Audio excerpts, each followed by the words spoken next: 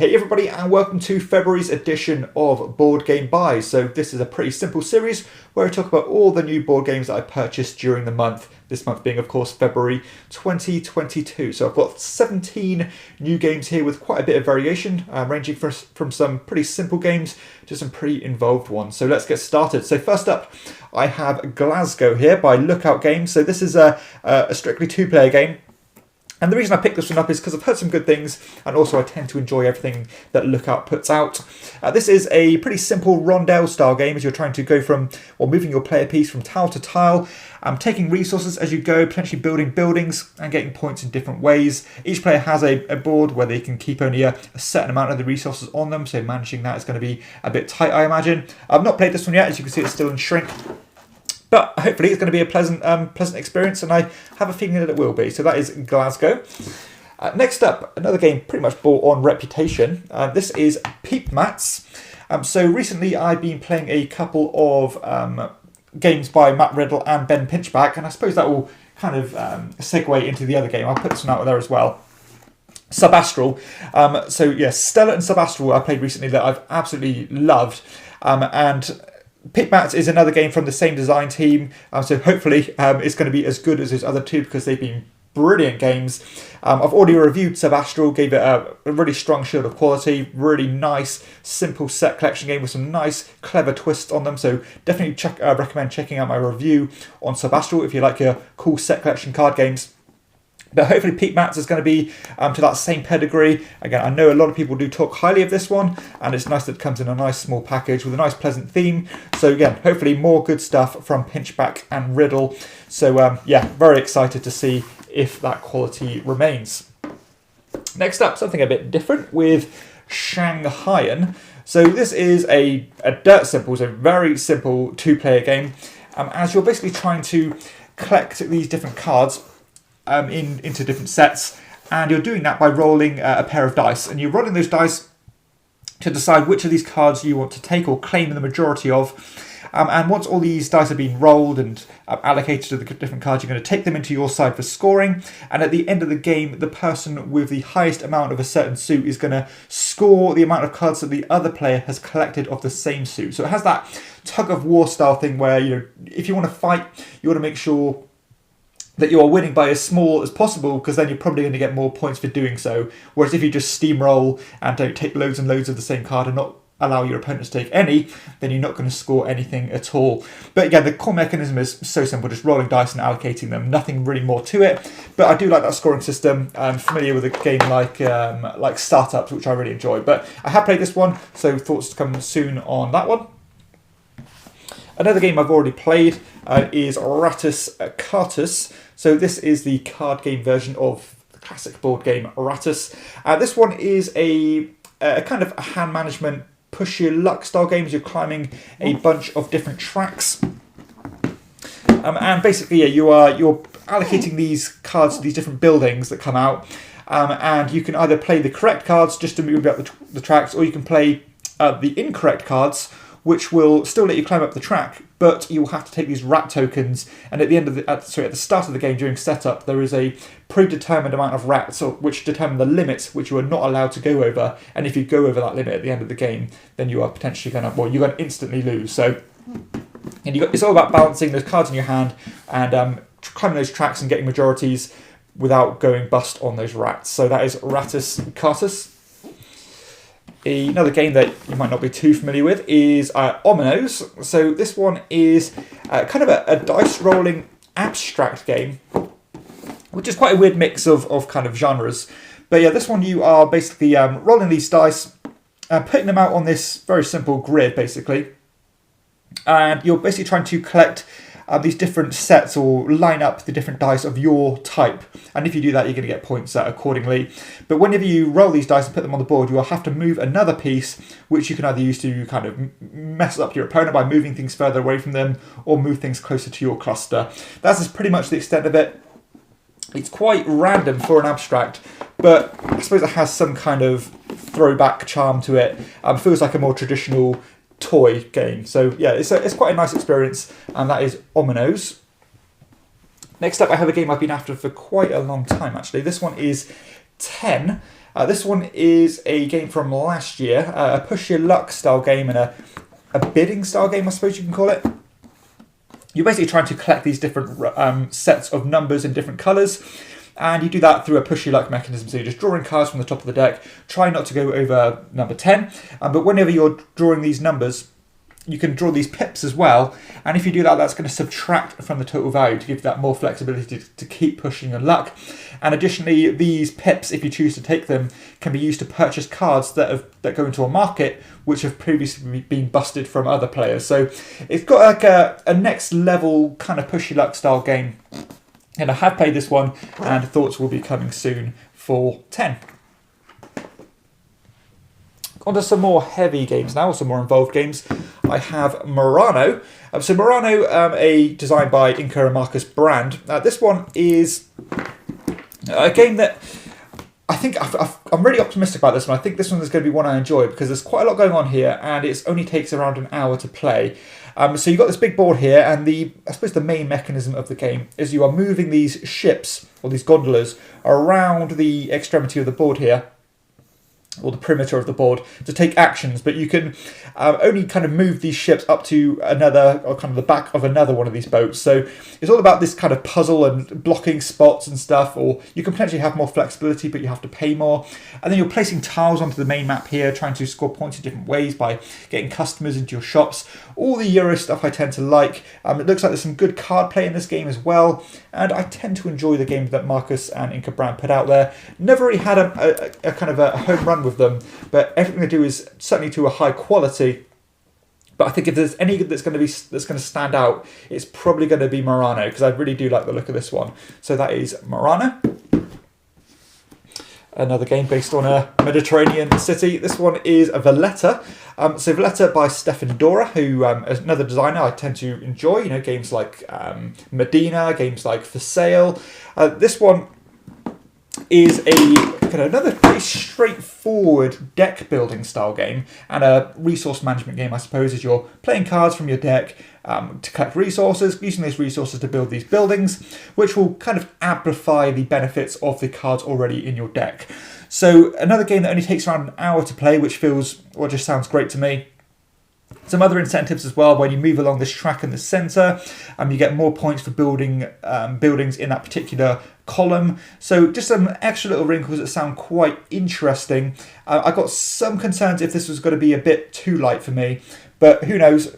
Stefan Dora doesn't really go wrong for me, so hopefully Valletta is another thing like that. And I really love the city of Valletta as well, so this one's got a bit of sentimental value to me. So that is Valletta.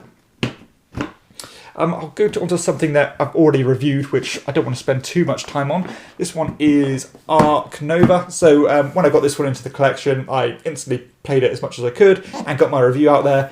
Love this game. Big, popular game at the moment as you're building a zoo.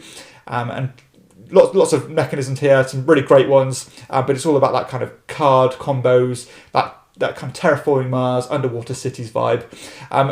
That's all I'm going to say about it, really. If you want to know more about it, check out my review, because I did quite a detailed review of this one. And I love the game. It's fantastic.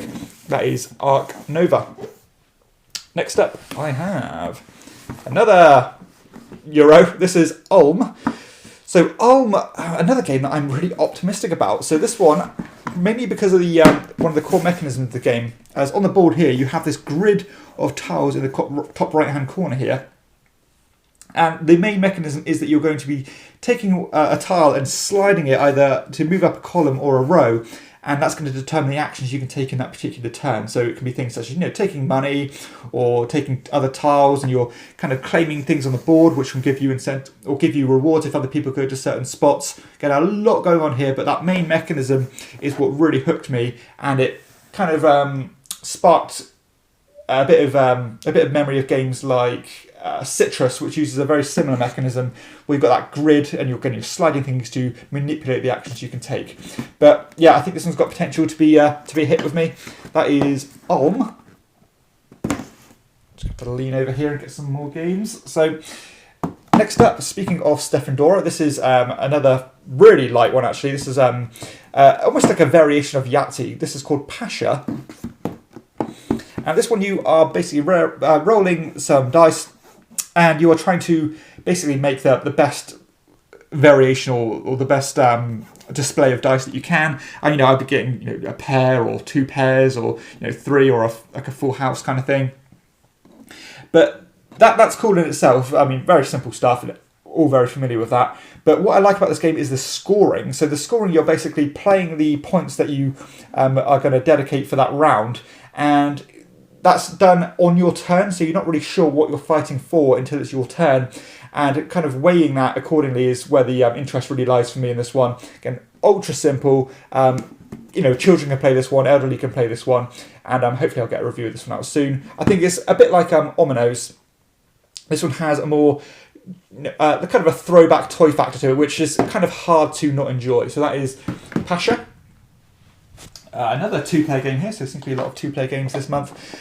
This one is Agricola, all creatures big and small. So I talk about often one of my biggest gaming confessions is that I've never played Agricola, which is kind of madness really, because considering the type of games that I like. But Uwe Rosenberg games for me have always been hit and miss to say the least. So this one again is the 2-player version of the classic game Agricola, where you're building a farm and trying to get points. I don't know what the differences are between this version and the main box version, but I'm pretty sure this one is quite significantly lighter. But hey, it'll be first kind of dipping my toe into the Agricola world, I suppose, and hopefully it's going to be good. So that is Agricola, all creatures big and small. Next up is a game I don't really know much about, to be honest. This one is Nefertiti. Really like the artwork of this game. This one is an auction style game. And if you know me, you probably know I really like my auction games. That's pretty much the extent of what I know about it. So I didn't buy this one myself. My brother bought this one. So hopefully it's going to be good. I've kind of done a bit of research on it. It sounds like it could be good. And I tend to really enjoy auction games, as I said. So hopefully this is going to be a solid one in a sea of great auction games. So it's quite hard to stand out for me now if you do have auctions in your game, because there are so many great ones out there. Next up is a game I've been after for a long, long time. This is Rumble Nation.